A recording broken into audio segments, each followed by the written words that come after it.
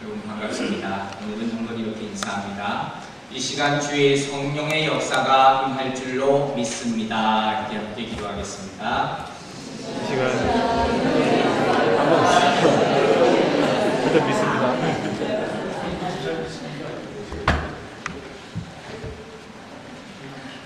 오순절날 주님이 약속하신 것을 사모하며 마가다락방에 기다리던 120명의 우리들에게 성령이 임하였습니다. 하늘로부터 급하고 강한 바람 같은 소리가 나타나 보였고 뿔의 혀가 갈라지는 것 같은 모습이 이 모인 사람들의 머리에 임하였습니다. 여러분, 이와 같이 성령의 임하심은 귀로 들리는 것이 없고 눈으로 보이는 것이었습니다. 얼마나 놀라운 사건입니다.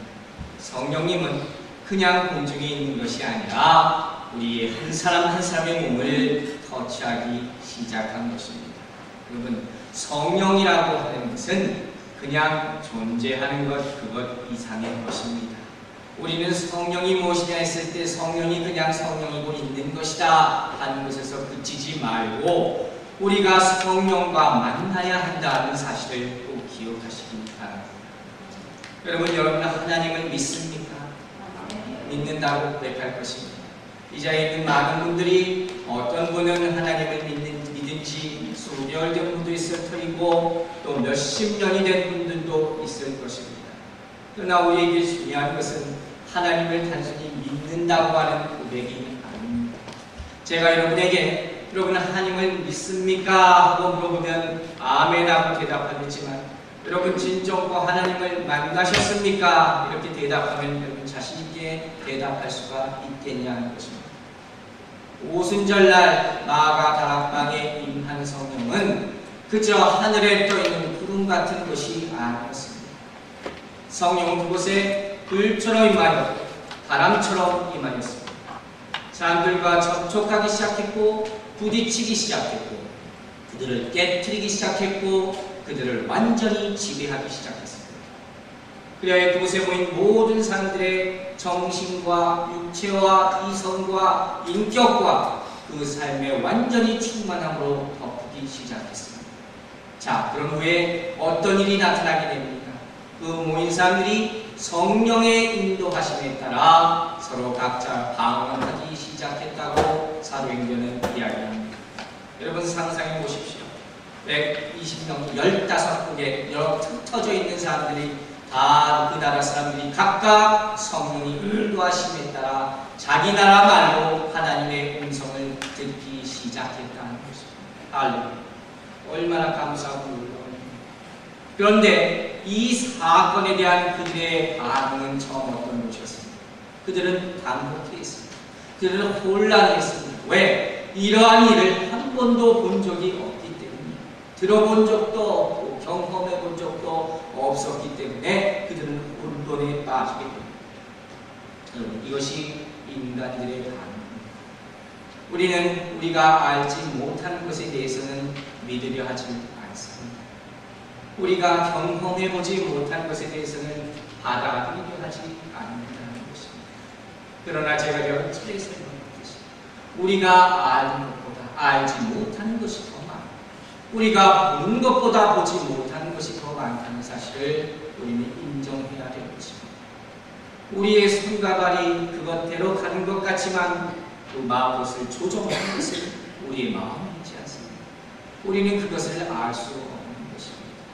그러므로 보이지 않는 것이 보이는 것을 지배하고 있다는 이 놀라운 진실에 아멘을 허락하시는 여러분들이 되시기 바랍니다. 뿐만 아니라 이 사람들은 충격을 받습니다. 이 놀라운 일을 보고 충격을 받게 되는 것입니다. 이 사건을 봤을 때 그것은 분명히 자기 눈앞에 벌어진 사건이었어요. 그러나 이것을 억셉트하기는 도저히 마음이 열리지 않는 것입니다. 그래서 이들이 뭐라고 얘기합니까? 아하, 이 사람들이 세수에 취했나 보다. 이것이 그 당시에 모여있던 유대인들의 반응이었다. 자, 이 이야기를 듣자 베드로가 갑자기 일어나서 설교를 하기 시작하게 됩니다. 또 이 설교의 주제가 무엇입니까? 바로 성령입니다. 베드로의 설교를 한마디로 말하면 설명이라 할 수 있습니다.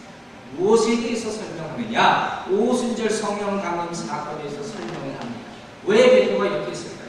그래야 될 필요가 있었기 때문이에요. 그 성령 받은 사람들이 당혹해도 하고 놀라워하고 기이하기도 했지만 이 사람들이 이 사건에 대해서 의심하는 모습을 먼저 나타냈단 말이에요. 그래서 베드로는 성령의 인도하심에 따라 이걸 설명하기 시작하는데 왜 이러한 현상이 일어나느냐? 첫 번째 어떤 주제로 얘기합니까?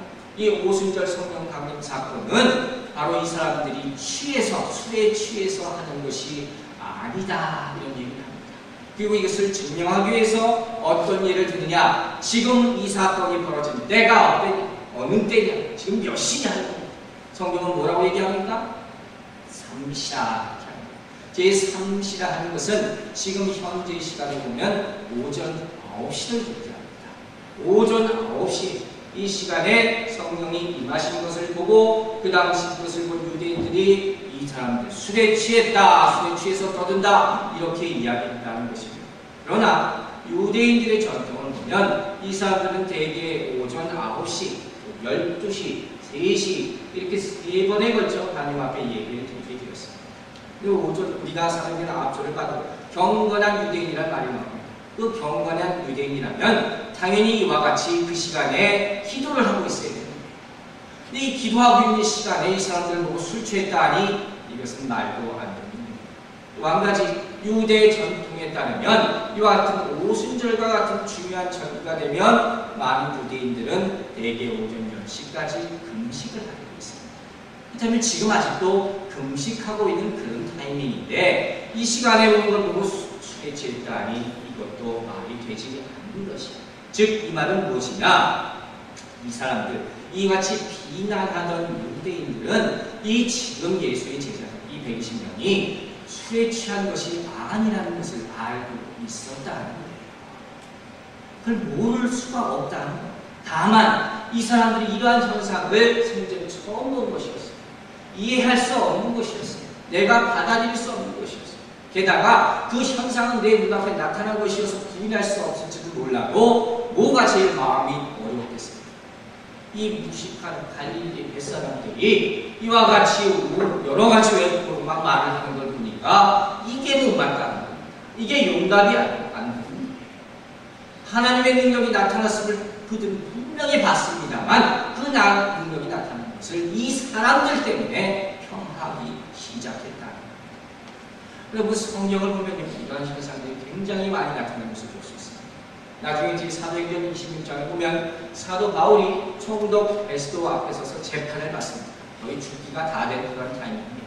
그런데 이 베스도 앞에서 재판을 받는데 그 앞에서 전혀 떨지 않고 무슨 얘기를 하는지 아십니까? 예수 그리스도 사건에 대해서 담대하게 선포를 합니다. 그러면 사도 바울은 바보가 아니에요. 이 사람은 굉장히 똑똑한 사람입니다. 그 당시 총독 베스도가 자기의 운명의 생사역할권을 주고 있을 것은 당연히 알았던 사람입니다. 그런데 사도 바울의 모습은 전혀 덜하지 않습니다. 오히려 담대하게 주님에 대해서 예수 그리스도에 대해서 선포하고 자기가 회심했던 사건까지 간증하면서 얘기합니다. 그러자 이 얘기를 가만히 다 듣고 있던 베스도가 나중에 뭐라고 하는지 아십니까? 뭐라고 얘기했는지 아세요? 바울아, 네가 미쳤더라. 이 학문이 너를 미치게 하는구나. 이렇게 얘기합니다. 베스도가 왜 그랬겠습니까? 이런 얘기 들어본 적이 없어요. 한 번도 이런 얘기를 들어본 적이 없어요. 그러니까 그것을 나는 네가 뭐라는지 모르겠다 정도도 아니고 기껏 한다는 소리. 너 미쳤다. 이런 얘기를 해요. 여러분 혹시 한국에 계실 때 기도원 가본 적 있으십니까?